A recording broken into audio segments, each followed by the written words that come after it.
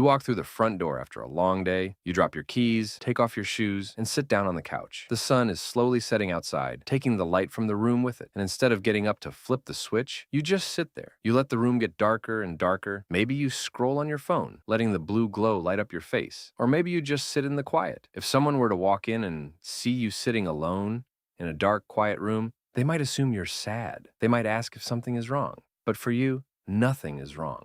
In fact, this might be the first time all day that everything feels exactly right.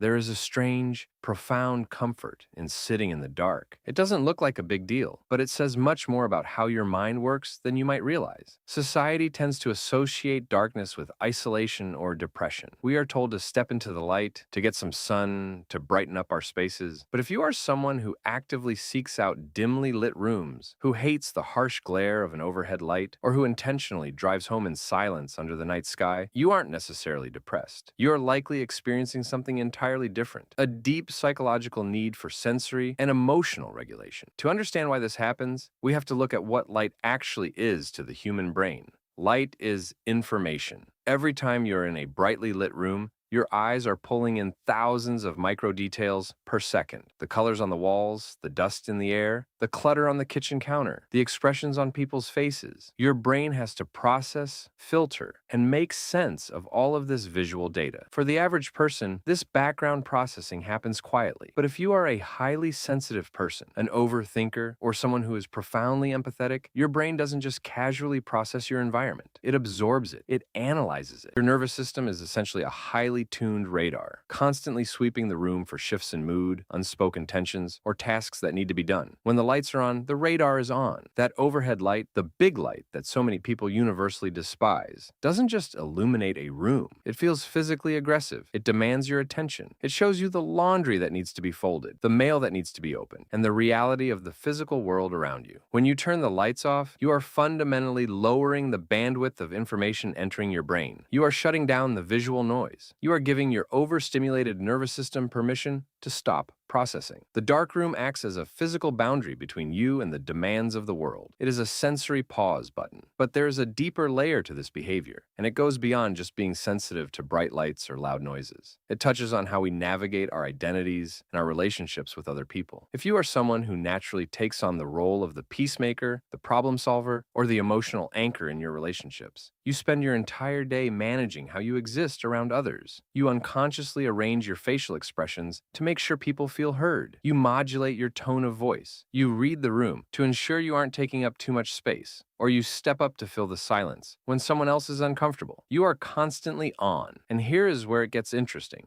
The real reason you love sitting in a dark room isn't just about the light. It's about being perceived. When you're in a lit room, you are visible. And when you are visible, there's a subconscious expectation that you are available. Available to be spoken to, available to react, available to perform a version of yourself for whoever is watching. Even if you are completely alone, a brightly lit room can make you feel exposed to the expectations of your own life. Darkness removes the gaze of the world. In the dark, you cannot be fully perceived. You do not have to arrange your face into a polite smile. You do not have to hold your posture a certain way. You do not have to look productive, busy, or approachable. In the dark, the heavy armor of your identity is allowed to slip off. For a few quiet moments, you are no longer the reliable friend, the hardworking employee, or the responsible family member. You are just a consciousness floating in a quiet space, entirely free from the burden of being watched. Psychologically, this is known as seeking a low-demand environment. When we grow up in environments where we felt we had to earn our space, perhaps by being good, being quiet, or being helpful, we learn to associate visibility with expectation. If you were a child who had to hyper-monitor your parents' moods, or if you grew up feeling like you were only valued when you were useful, your nervous system learned that being seen equals being put to work. If that sounds familiar, then your love for sitting in a dark room makes perfect sense. It is a learned survival mechanism. It is your inner child finding the ultimate hiding spot, because you learned early on that when you are hard to see, you are safe from being needed. This is why the late night hours feel so intoxicating. Many people who love dark rooms are also night owls. You might find yourself staying up until 2 or 3 in the morning, not doing anything productive, just existing. Psychology often calls this revenge bedtime procrastination, framing it as a failure of time management. But look closer. It is actually a quiet rebellion.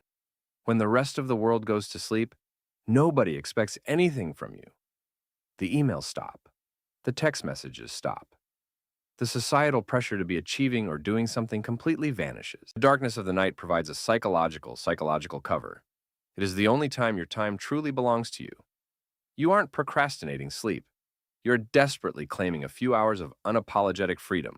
It is profoundly exhausting to exist in a world that is always loud, always bright, and always asking for more. To be an observant, deeply feeling person in a culture that values constant output is to be perpetually drained. When you retreat into a dark, quiet room, you're not withdrawing from life because you are weak. You are retreating because you are overwhelmed by how deeply you feel life when the lights are on. You are instinctively doing exactly what your mind needs to recalibrate. You are letting the nervous system stand down. You are allowing the emotional defense mechanisms to rest. You are giving your brain the silence it requires to sort through the massive amount of emotional data you absorbed throughout the day. This isn't hiding. It is recovering. Once you understand this, the way you look at your own habits begins to shift. You stop judging yourself for not wanting to be productive every second of the evening. You stop feeling guilty for needing an hour alone in a dimly lit room before you can interact with your family. You realize that you aren't shutting the world out of anger or sadness. You're simply creating a safe container for your own mind to breathe. The things we do in private, the tiny, seemingly insignificant habits we form to comfort ourselves, are never random. They are deeply intelligent responses designed by a brain that is just trying to keep us safe and sane. Sitting in the dark is your mind's way of returning you to yourself. Once you see it, you can't unsee it. And that awareness alone changes how you move through the world. You start to realize that your need for the dark isn't a shadow over your personality. It is exactly what allows you to handle the light. If this explains something for you, there's always more to uncover. Understanding yourself is the beginning of everything.